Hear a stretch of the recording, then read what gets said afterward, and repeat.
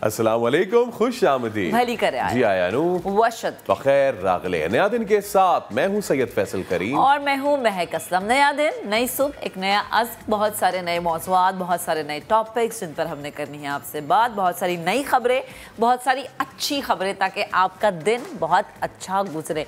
तो अच्छी खबरों के साथ साथ आज की अच्छी बात भी आपके साथ शेयर कर देते हैं, क्योंकि जाहिर सी बात है जब अच्छी बात हम शेयर करेंगे तो वो यकीनन दिन के किसी ना किसी हिस्से में आपको दोबारा से याद आ जाएगी कि सुबह के वक्त इन लोगों ने क्या बात की थी। तो आज की अच्छी बात यह है कि दिलों में फ़र्क आ जाए तो याद रखिएगा कि फ़लसफ़े, मिन्नतें, दलीलें सब बेकार हो जाते हैं। आप अगले बंदे को जितना मर्जी इम्प्रेस करने की, राज़ी करने की कोशिश करें, लेकिन अगर एक दफ़ा दिल में फ़र्क आ जाएगा ना तो फिर हर तरह का हरबा, हर तरह की मिन्नत, हर तरह की समाजत सब कुछ बेकार चली जाएगी और वो बंदा इम्प्रेस नहीं होगा। तो लिहाजा अगर आपको लगता ना कि एक बंदा आपसे किनारा कर चुका है और आपने एक दफ़ा कोशिश कर ली है, 2 दफ़ा, वो फिर भी नहीं आपकी बात सुनने को तैयार या मानने को तैयार, तो अपने आप को घिराएं मत। इसलिए कोशिश करें कि दिल में फासले आए ही ना। आगे बढ़ते हैं, शो में आज क्या कुछ है उसका जिक्र करते हैं। इसराइली जारियत और फ़लस्तीनियों पर मज़ालिम के ख़िलाफ़ दुनिया भर में फ़लस्तीनियों से यकजहती का आलमी दिन आज मनाया जा रहा है। आपने वर्ल्ड कप में भी देखा होगा कि बहुत सारे जो इसराइली जर्नलिस्ट हैं उनको वहाँ के कतरी जो लोकल्स हैं वो कह रहे हैं कि there is nothing like Israel और हम सिर्फ फ़लस्तीन को मानते हैं। इसके अलावा भी क्या कुछ है आज के दिन के हवाले से इस पर शो में तफसील से बात करेंगे। अच्छा फैसल, एक हमने चीज़ देखी कि जैसे अभी आपने बात की ना कतर के हवाले से, तो जब इसराइली मीडिया वहाँ के लोगों से बात करने के लिए, शॉट लेने के लिए जाते तो उन्होंने बाकायदा मना किया कि हम बात भी नहीं करना चाहते। इससे बड़ी हर्ज़त सराई क्या होगी। खैर, खबर ये भी है कि पाकिस्तान रेलवे के लिए चीन से खरीदी गई जदीद 46 रेलवे कोचेस कराची पहुंच गई हैं। जल्द ट्रैक्स पर हमें दौड़ती हुई नजर आएंगी। इकॉनमी, पॉलर और एसी स्टैंडर्ड की कोचेस में आरामदाह नशिस्तों के अलावा जदीद सहूलियात भी होंगी। मुआहदे के मुताबिक 184 कोचेस पाकिस्तान में तैयार की जाएंगी। वेल पाकिस्तान, स्पेशली कराची, क्योंकि यहाँ का हम ट्रांसपोर्ट निज़ाम देखते हैं, कानों को हाथ नहीं, लेकिन प्रॉब्लम ये है कि चाइना ने तो हमें अच्छी बना के दी। हम क्या करते हैं, क्या करेंगे? वो एक सिविक सेंस वाली और एक शहरियों वाली जो जिम्मेदारी सीटों का कवर जो है वो फटा हुआ होगा, और नंबर लिख देते हैं कहीं पर कुछ और लिख देते हैं। ये अच्छी बात है, नंबर लिख देते हैं कि मुझे कॉल नहीं करना। अच्छा जी, इसके अलावा सिर्फ कोचेस नहीं आई हैं, पूरी टीमें भी आई हैं। पाकिस्तान और इंग्लैंड की टीमों की रावलपिंडी क्रिकेट स्टेडियम में प्रैक्टिस सेशन हुआ। स्टेडियम के तरफ सिक्योरिटी के सख्त इंतजाम थे।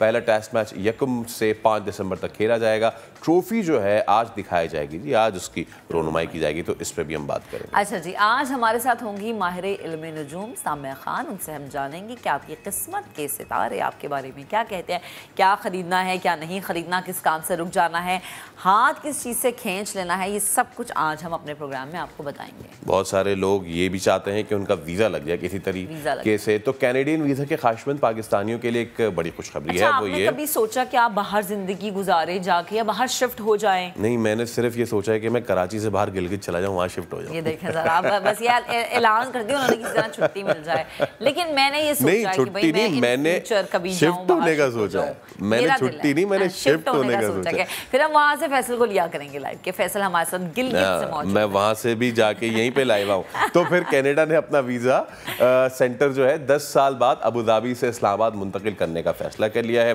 फैसले पर अमल दरामद के नतीजे में कैनेडियन वीज़े के उसूल के ख्वाहिशमंद शहरियों की मुश्किलात में कमी जो है वो आएगी। अब ये कैसे होगी, सब कैसे मुमकिन हो पाएगा, कब मुमकिन हो पाएगा, इस पर आपको शो में बताएंगे। इसके अलावा आज प्रोग्राम में कुरान पाक के कीमती और नायाब नुस्खे के बारे में भी बताएंगे और बहुत सारी जो हैं वो मौज़ूआत हैं, रिपोर्ट्स हैं जिन पर हमने आज आपसे बात करनी है।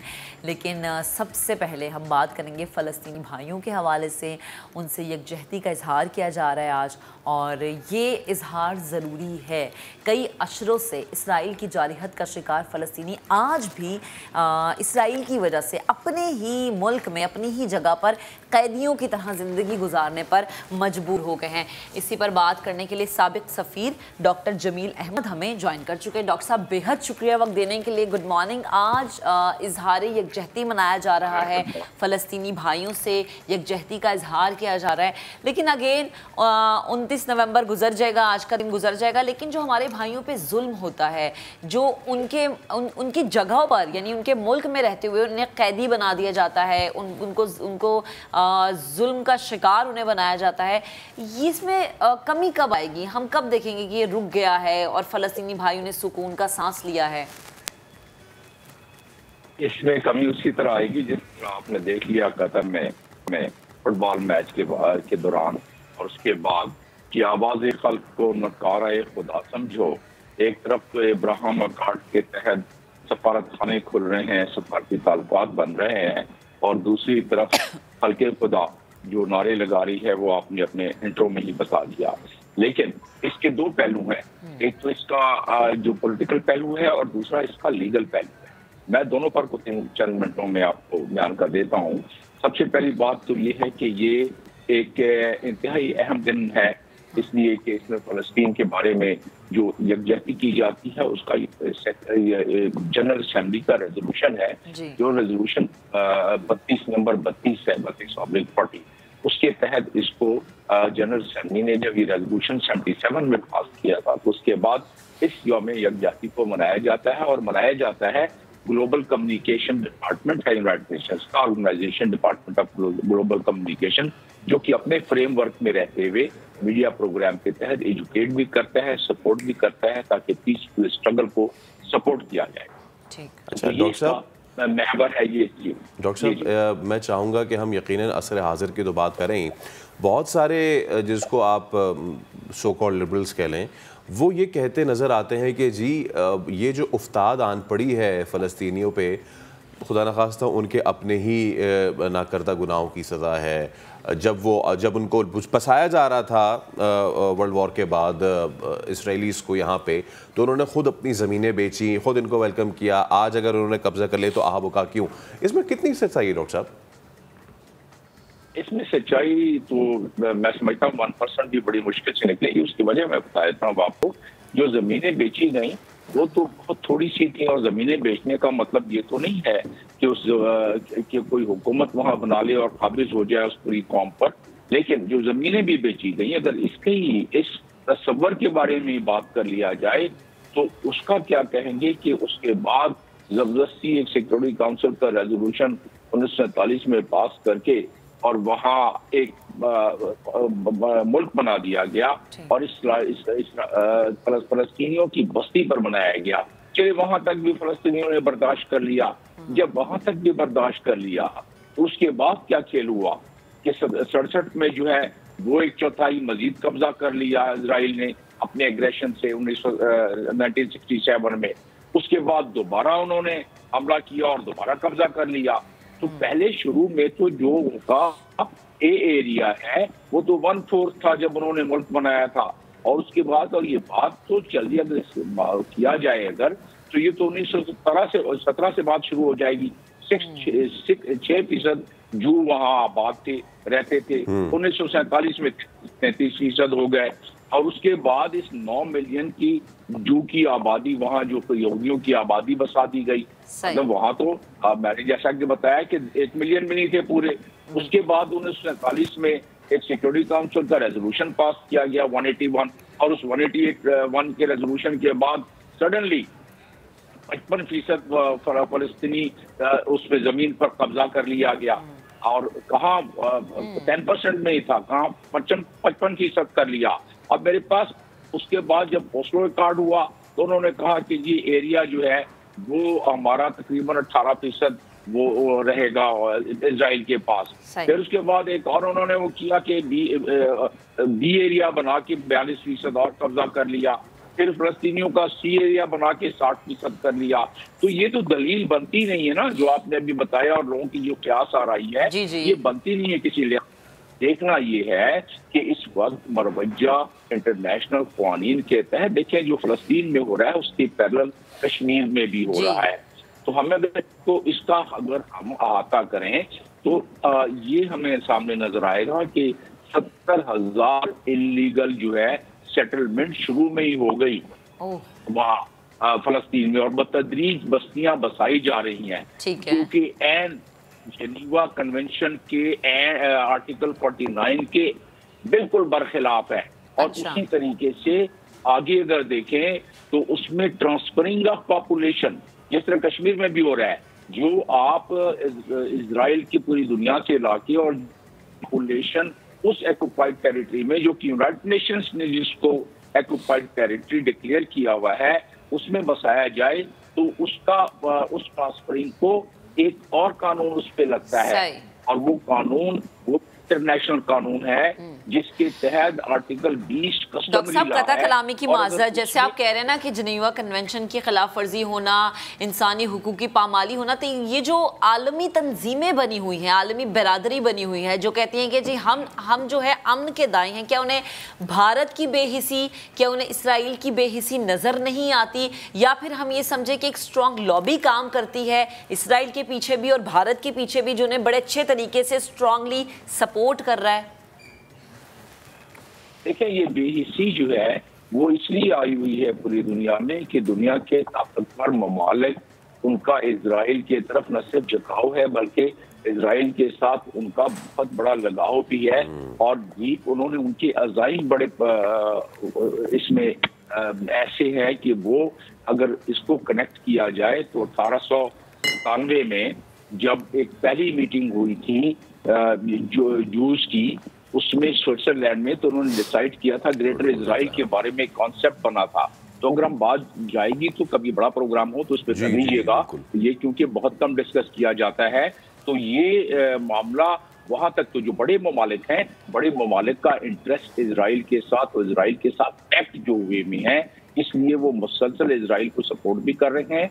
और एक सबसे बड़ी बात ये है कि जो मुसलमानानी मिल्लत है उनको 2-3 जो जंगें हुई इजराइल के साथ, उसके बाद उन्होंने इजिप्ट को भी अपने साइड पे कर लिया मार मार के, और जॉर्डन को भी कर लिया मार मार के, फलस्तीनियों को भी अब तक बताइए वो सिर्फ डटे हुए हैं फलस्तीन, और उनको कानून इजाजत देता है, जनरल असेंबली का ही रेजोल्यूशन है 2649, उसके तहत स्ट्रगल वो कर सकते हैं, आर्म्ड स्ट्रगल कर सकते हैं, कश्मीरी भी कर सकते हैं। लेकिन उसका बेहिसी क्यों है? इसलिए है कि दुनिया में जब सिक्योरिटी काउंसिल का इजलास होता है तो इस किस्म के रेजोल्यूशंस को वहां वीटो कर दिया जाता है, और वीटो कौन करता है? वो ममालिक जो इजराइल के साथ हैंड्स एंड ग्लव्स हैं, इसलिए वो वीटो हो जाता है। तो ये उसका टेक्निकल रीजन है कि जिसके तहत ये मामला अभी तक नहीं हो रहे हैं। लेकिन ये जो जुल्म बर्बरियत, जुल्म तादी चल रही है फलस्तीन में या कश्मीर में भी, बहरहाल खल्के खुदा और पूरी दुनिया की अवाम इसको देख रही है, जैसे आपने इस स्टेडियम में देखा, और वो ह्यूमन राइट्स की जहाँ वायलेशन हो रही है उस पर आवाजें मुख्तलिफ दुनिया की मुख्तलिफ कंट्री से उठ रही हैं। सही। और ये जो जुल्म है, इसके लिए ये कहा जाता है कि जुल्म तादी जबरों से तम शाही आकाई कितने दिन, और जो अपनी जड़ छोड़ चुकी गिरना है उन दीवारों को। ये सिलसिला कहीं ना कहीं चल के बिल्कुल ऐसा होगा। बिल्कुल डॉक्टर साहब, इंशाल्लाह हमारे जो ये भाई हैं फलस्तीनी, यकीनन इनके लिए भी कैसा दिन आएगा कि ये सुकून का सांस लेंगे, आज़ादी की फ़ज़ा में जी सकेंगे। बेहद शुक्रिया, आप हमारे साथ मौजूद थे, गुफ्तगू कर रहे थे। आज फ़लस्तीनी भाइयों से इजहार यकजहती का दिन मनाने का मकसद ये है कि एटलीस्ट हम किसी तौर पर उनके दुख को, उनके दर्द को समझें और किसी ना किसी तरीके से आवाज़ उठाएं। कैसा ऐसे आना था ना आपने? ऐसे आना था, हाँ, ये फैसला के मैदान में सजेगा मेला, लेकिन हम इधर नहीं बैठा अकेला, क्योंकि मेरे साथ ये तीनों रैपर्स मौजूद हैं। फीफा वर्ल्ड कप का जुनून कतर में, लेकिन बुखार यहाँ चढ़ा हुआ है पूरा का पूरा। और आपने सुन ही लिया होगा, मैं अब क्या ही बताऊं कि कराची के इलाके लियारी में, एक तो कल मैं कुछ तस्वीरें भी देख रहा था कि जब ब्राज़ील का मैच था अगेंस्ट स्विट्ज़रलैंड, तो लग ही नहीं रहा था कि वो लियारी है, वो बाज़ाब्ता लग रहा था या तो वो कोई ब्राज़ीलियन कैपिटल है रियो डी जेनेरो, या फिर जो है वो कतर में लोग फुटबॉल देख रहे हैं। लेकिन जैसे कि आपको पता है कि Lyari is mini Brazil, Urdu और बलूची ज़बान में ये रैप जो बनाया है, हमारे साथ मुज़म्मिल, अलियान और अब्दुल अहद मौजूद हैं। भाई आप तीनों को अस्सलाम वालेकुम। और हम कैसे कहते हैं बलूच में वशत के देगा, इसलिए मैं कहता हूँ, हम डेली कहते थे वशत के। तो कैसे हैं आप सारे? और चलें आगाज़ मैं आपसे करता हूँ अलियान, कब आपने ये बनाया और कैसा रिस्पॉन्स आया अभी तक आपको? हमने ये 19 नवंबर को लिखा था रात को। ठीक है। किसी और म्यूज़िक पे प्रैक्टिस कर रहे थे, तो ये लिखा था म्यूज़िक चला के मुज़म्मिल भाई के स्टूडियो पे, वहाँ पे बैठे हुए थे। तो ऐसे ही हमने दूसरा दिन ये रिकॉर्ड कर दिया तीसरे दिन अब्दुल्ला आदम हमारे डीओपी है, हमने इनको कॉल किया कि शूट करना है। ये थोड़ा बिजी भी थे मगर इन्होंने टाइम निकाल के जल्दी से तीसरे दिन में शूट करके अपलोड भी कर दिया। उसी दिन रात को 2 बजे तक बैठे हुए थे, इसको एडिटिंग कर रहे थे। और हम बहुत शुक्रगुजार हैं पाकिस्तान के, कराची के, जिन्होंने हमें इतनी मोहब्बत दी, सॉन्ग पे इतना एप्रिशिएट किया। एक दिन में लिखा, अगले दिन शूट किया, तीसरे दिन एडिट करके पोस्ट कर दिया। क्या बात 3 दिन भाई, 3 दिन, क्या बात है। तो डीओपी साहब, ये कैसे आपने सारा मुमकिन बनाया, मुझे बताएं। ये पूरे लियारी में क्या, या ख़ास तौर पे सील चौक चाकीवाड़ा इस तरफ ही किया, किधर किधर शूट किया इसको? ये बम्बासा में ज़्यादा शूट किया इसको। बेसिकली मैं इस सॉन्ग का डायरेक्टर, एडिटर और डीओपी था। तो एक ही दिन में सुबह शूट किया, तकरीबन 2 बजे तक कंटिन्यू शूट किया। उसके बाद शाम को पावर नैप ली जरा, फिर उसके बाद एडिट किया और रात को 2 बजे हम लोग ने अपलोड कर लिया इस सॉन्ग को। क्या बात है। अच्छा, ये हम जब भी, हम खुद भी जब कहीं आउटडोर जाते हैं तो लोग कैमरे को देख के ना वो हो जाते हैं, कुछ शौक होता है, कुछ घेर जाते हैं। लियारी में शूट करना, वो भी फुटबॉल में, मुझे नहीं लगता आपको कोई मसला हुआ होगा। जैसे हम किसी को कहते हैं यार आके थोड़ी सी हमसे बात कर लें, वो शर्मा रहे होते हैं, लेकिन ये टॉपिक ऐसा है लियारी वालों के दिल के करीब, वो खुद आ रहे होंगे कि हाँ हमें भी शूट कर लो। ऐसा ही हुआ इस तरह। दरअसल ये बात मतलब इस तरह की थी कि जब हम लोग शूट कर रहे थे तो स्टार्टिंग में प्रॉब्लम आ रही थी। तो उसके बाद फिर सब लोगों ने जो म्यूज़िक हम लोग ने प्ले किया तो एंगेजिंग लग रहा था, थोड़ा रिलेवेंट टॉपिक लग रहा था, तो सब हमारे पास आ रहे थे। तो हमें शॉट लेने में थोड़ा आसानी होगी। सही। अच्छा मुज़म्मिल, मुझे बताएं कि हमने सुना कि एक और गाने की तैयारी हुई है, ऐसा कुछ है? नहीं, गाने तो बहुत है, प्रोजेक्ट बहुत ट्रैक के ऊपर काम कर रहे हो और बहुत से ट्रैक पड़े हुए अभी रिलीज करने हैं, उनकी वीडियो बनानी है। तकरीबन 8-9 ट्रैक अभी पड़े हुए। 8-9 ट्रैक्स अभी पड़े हुए। सारे फुटबॉल पे किए हैं? नहीं, या फिर दीगर भी किए हैं? अंडरग्राउंड हिप हॉप भी करने की कोशिश की है, कमर्शियल भी की है, यानी हर हिसाब के लेवल पे हम काम कर रहे हैं। अच्छा, हमने देखा ख़ास तौर पे जब भी हम बलोच मौसीकी की बात करते हैं, सिर्फ रैप नहीं बल्कि गाने और दीगर भी, तो इससे पहले जो बैंजो साज़ है उस पे हमने देखा कि बहुत सारे अच्छे बलोची जो गाने हैं, लेकिन अब ज़माना बदल रहा है। कोक स्टूडियो के साथ क्या ज़बरदस्त फीमेल रैपर भी थी, इसके बाद भी बड़े उनके ज़बरदस्त गाने आए। जब मैं रैपिंग की बात करता हूँ तो लियारी में रैपिंग का कल्चर कैसे शुरू हुआ, आप बताएं, फिर बाकी भी रिस्पॉन्ड करें। कल्चर तो लियारी में बहुत टाइम से 2011-12 से हम सुन रहे, कमाश को सुन रहे बहुत पहले से, यानी बलोची हिप हॉप में फाइनेंस कहलाता है, ओजी है हमारा, तो उसको सुनते थे। तो हमने तो पहले first of all Bohemia sir को सुना, पाजी को, उनको सुन के इंस्पिरेशन मिली के बोहेमिया सर जी, ओके बोहेमिया। फिर उनके बाद कालो गोरो को सुना, फिर अभी यूनस भाई और अंजुम भाई को सुनते हैं, इनसे मोटिवेशन मिलती है, इंस्पिरेशन मिलती है, तो शौक पैदा हुआ इनको सुन के रैप करने का। बिल्कुल। ईवा भी जिन्होंने कनायारी में रैप किया था, बड़ा ज़बरदस्त। तो अब जो है लियारी में बच्चे फुटबॉल, बॉक्सिंग, और अगर मैं कहूँ कि तीसरी चीज़ जो आ रही है वो आ रही है रैप। अब मैं एक ब्रेक लेना है, एक छोटा सा हमने ब्रेक लेना है, ब्रेक के उस पर आएंगे तो हम मज़ीद बात करेंगे लियारी, फुटबॉल, रैपिंग, क्या ही कॉम्बिनेशन है। Take a break.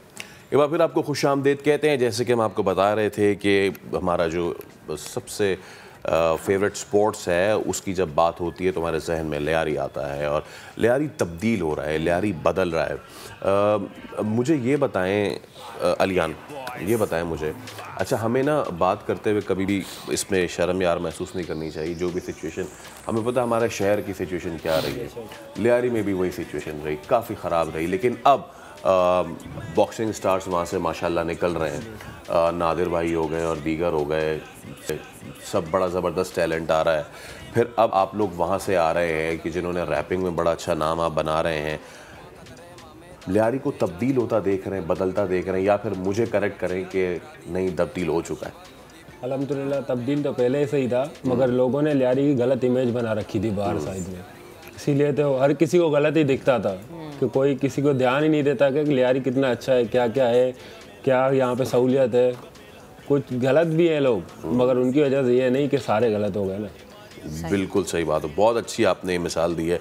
अच्छा यार, ये तो हमने पूछा ही नहीं आपसे, आपने रैप तो बना दिया, बताते खुद भी फुटबॉल पसंद है, कौन सी टीम को फॉलो करते हैं, सपोर्ट करते हैं? ब्राज़ील को हटा के देखो, ब्राज़ील तो हमें पता है मेरी फेवरेट टीम इस वर्ल्ड कप में अर्जेंटीना है, क्योंकि मेरा फेवरेट प्लेयर मेसी है। यार ये तो आपने इंडिया पाकिस्तान वाली बात कर दी। अभी अपनी अपने पसंद है। आप बताएं जरा अब्दुल अहद, कौन सी फेवरेट टीम है? दरअसल मुझे जो है ना क्रिकेट और फुटबॉल में कोई इंटरेस्ट नहीं है, लेकिन फिर भी प्लेयरियन होने के ऐसे से तो ब्राजील को सपोर्ट करता हूँ थोड़ा बहुत। भी सेम ही है दोनों, सेम क्रिकेट और फुटबॉल में कोई इंटरेस्ट नहीं है। अच्छा मुझे ये बताएं एक बात अलियान, कि आप देखते हैं कि हमेशा जब भी हम लियारी की बात करते हैं हम कहते हैं बड़ा टैलेंट है लियारी में, फुटबॉलर्स, और हमें जितना मौका मिलता है हम अपने प्लेटफॉर्म के थ्रू उतना ही लोगों को सामने लाने की कोशिश करते हैं। लेकिन चले खेल ना पसंद होना एक अलग चीज़ है, मगर क्या ये आपको लगता है पर्सनली कि सपोर्ट होनी, स्पेशली लियारी के बच्चों को जितना वो ज़बरदस्त खेलते हैं उनके लिए एक अलग से प्लेटफॉर्म होना बड़ा ज़रूरी है? जी ये तो होना चाहिए ज़रूरी, क्योंकि इतना टैलेंट लियारी में कहाँ पे भी नहीं है। आउट ऑफ कंट्री से हमें डीएम आते हैं, मैसेज आते हैं कि आपके पास इतना मिनी ब्राज़ील इसको क्यों कहते हैं, टैलेंट है तो इसीलिए कहते हैं ना। हमने तो नहीं दिया है नाम, लोगों ने ही दिया है। सही, उस हिसाब से इसको सपोर्ट करना चाहिए। हम भी अपने म्यूज़िक के हवाले से इसलिए रिप्रेजेंट कर रहे हैं लियारी को कि यहाँ पे क्या क्या टैलेंट है। इंशाल्लाह आगे और लाएंगे, ऐसे ही हमारे साथ कनेक्ट रहेंगे। बिल्कुल रहेंगे। और कराची बदल रहा है, लियारी बदल चुका है, और हम उम्मीद करते हैं कि हर फील्ड में, चाहे स्पोर्ट्स हो, एजुकेशन हो या फिर हो रैपिंग, लियारी का नाम बनता रहे। बहुत शुक्रिया आप तीनों तशरीफ़ लाए, और आपको बेस्ट ऑफ लक आपके बाकी ट्रैक्स के। तो अभी हम एक ब्रेक ले रहे हैं, ब्रेक उस पर हाजिर होंगे तो मज़ीद स्टोरीज आपके साथ शेयर करने के लिए स्टे विद अस। एक बार फिर आपको नया दिन में हम खुशामदीद कहते हैं।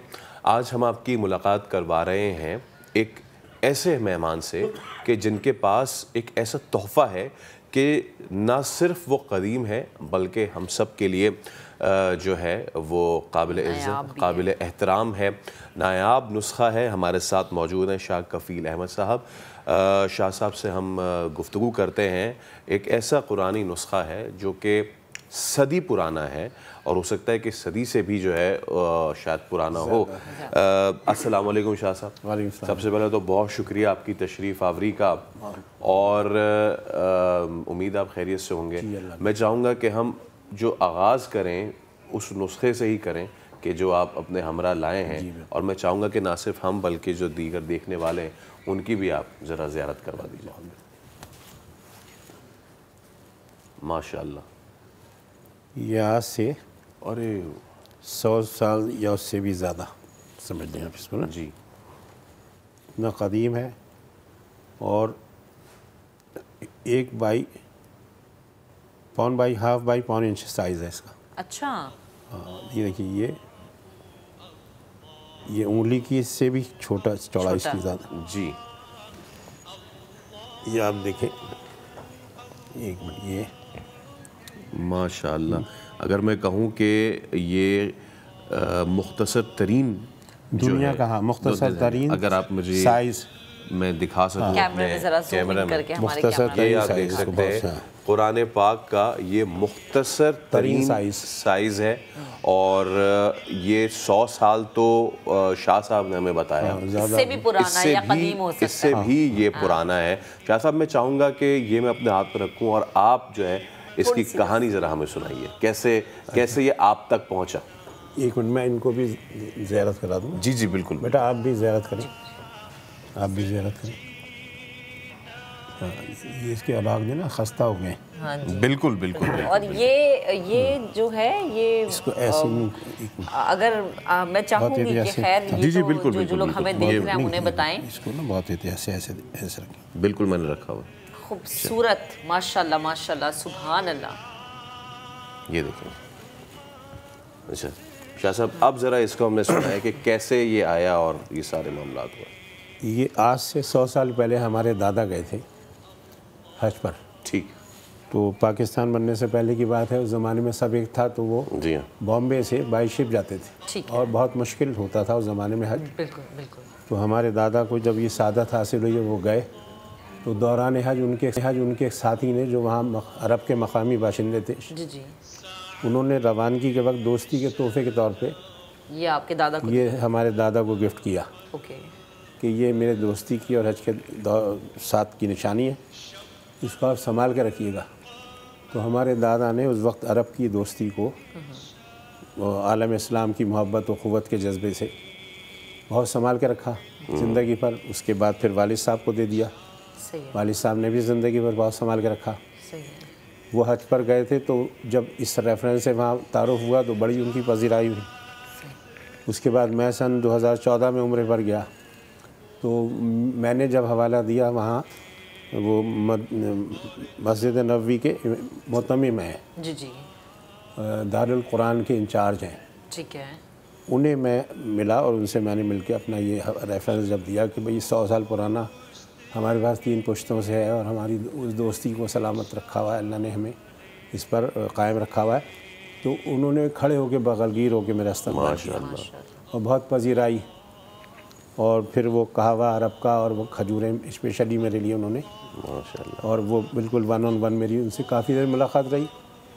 उसके बाद उन्होंने अरब न्यूज़ के नुमाइंदे को फ़ोन किया, वो भी आ गया, उसने फिर डिटेल से इसकी रिपोर्ट बनाई जो अगले रोज़ 4 कलर में, ठीक है, 3 अशातों में बेगवा शाया हुई। ठीक है। अच्छा, जब वो अखबार में छपी तो बाद में वहाँ का जो इलेक्ट्रॉनिक मीडिया था उसको पहुँची खबर तो वो भी आए, होटल में मुझसे रुजू किया, उन्होंने इसकी बहुत कवरेज दी। अच्छा अच्छा। और बहुत जनाब इसकी खबरें छपी, कई दिन तक खबरें चलती रहीं। ठीक है। और एक तवक्को से ज़्यादा पजीराई और इज़्ज़त मुझे, यानी मस्जिद नबवी से, रोज़ा रसूल से मुझे ये नज़र करम हुई मुझ पर। सुभान अल्लाह।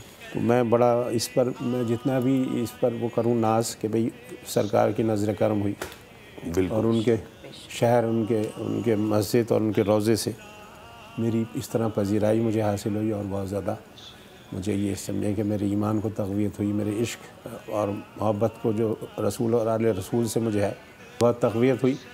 कि देखिए इश्क और इश्क जो है वो कहाँ से कहाँ पहुँचाता है, यानी मेरे अंदर जो एक रसूल पाक का और आले रसूल पाक का जो इश्क है, उस इश्क ने मुझे कितनी बुलंद मंजिल में पहुँचा के कितनी इज़्ज़त अफजाई अता फरमाई, तो ये मैं इसका कायल हो गया। बहरहाल ये कि ये तारीख़ है इसकी। अच्छा, इसकी बरकत से ये होता है कि जो भी इसकी ज़ियारत करता है, जो दुआ करता है, तो उसकी मन्नत भी पूरी होती है। माशाअल्लाह। ये मैंने इसको आजमाया। अच्छा।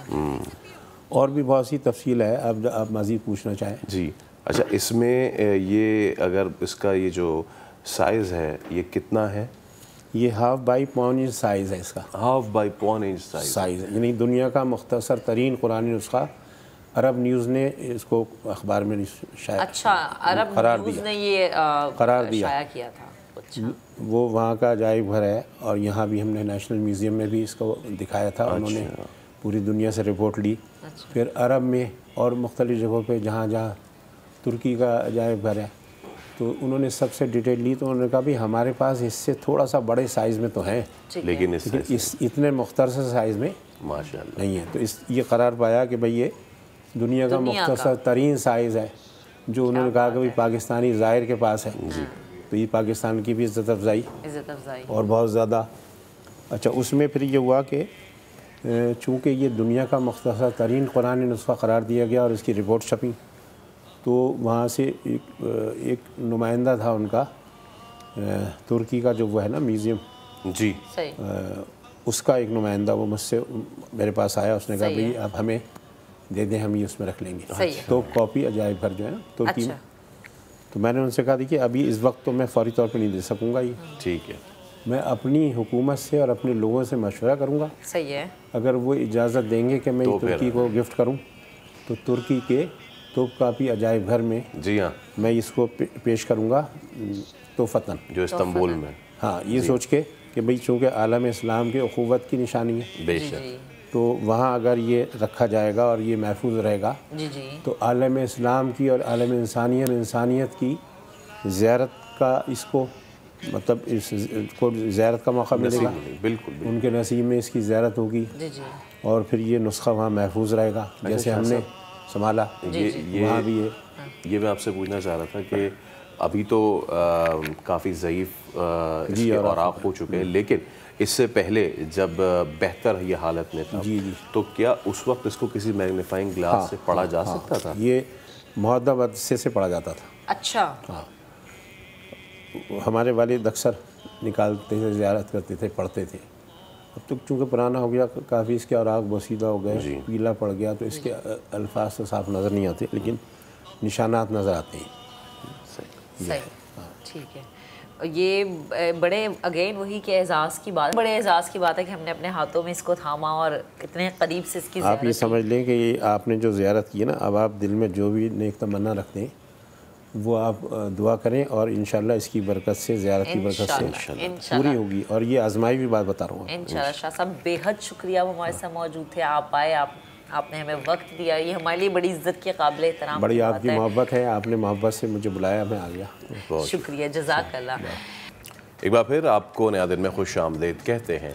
ज़िंदगी हर लम्हा हर तरफ रवां दवां है, हर कोई अपनी धुन में भागा चला जा रहा है।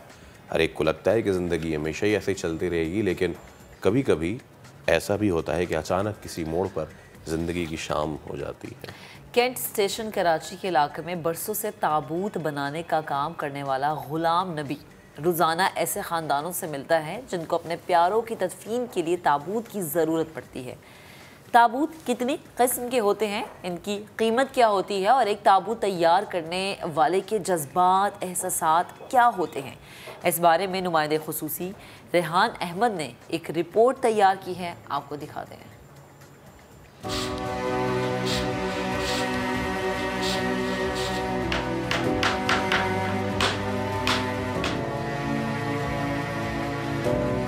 ये काम मैयत का है, इसको बंदे करते हुए डरते भी हैं, लेकिन मैं आज तक नहीं डरा। बस अल्लाह के ये इंसान है, इंसान की खिदमत करना इंसान का फ़र्ज़ है, क्या समझे। तो ये हम मजदूरी करते हैं, अपने बच्चों का पेट पालते हैं। 25 से 28 साल हो गए हैं ये काम करते हुए और आज तक करता आ रहा हूँ।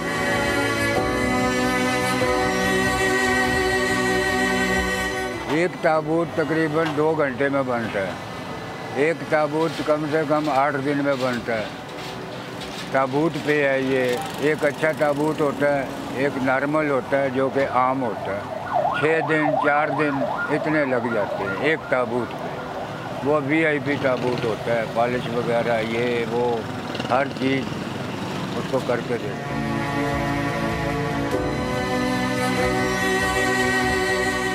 ये आजकल तो तकरीबन 6,000 रुपये का बिक रहा है आम, और जो है VIP जो होता है वो 1,20,000 का भी है, 60,000 का भी है, 70,000 का भी है, 40,000 रुपये का भी है। खूबसूरती होती है और क्या होता है, वो 6,000 वाला भी वही काम करता है, वो 1,20,000 वाला भी वही काम करता है। काम सबका एक ही है, सिर्फ ये है आपने कॉटन पहन लिया, मैंने प्लास्टिक पहन ली, यही फ़र्क है बस। 5 बेटियां हैं आपकी? जी। उनकी शादियां की? 5 बेटियों की शादी कर रही। ससुराल वालों ने ये नहीं पूछा कि आप ताबूत का काम करते हो? नहीं, उनको पहले बताते हैं कि भाई मेरा कारोबार ये है। कोई तो चले जाते थे, कोई आ जाता था जो रिश्तेदार होता था, वो बोल रहा भाई ये मेरे 2 बेटियां मेरे को दे। रोजगार की तलाश में हर सुबह घर से निकलने वाले किसी भी दूसरे शख्स की तरह 70 साला गुलाम नबी की भी यही ख्वाहिश है कि उसका कारोबार इसी तरह रवां दवां रहे ताकि उसके घर का चूल्हा जलता रहे।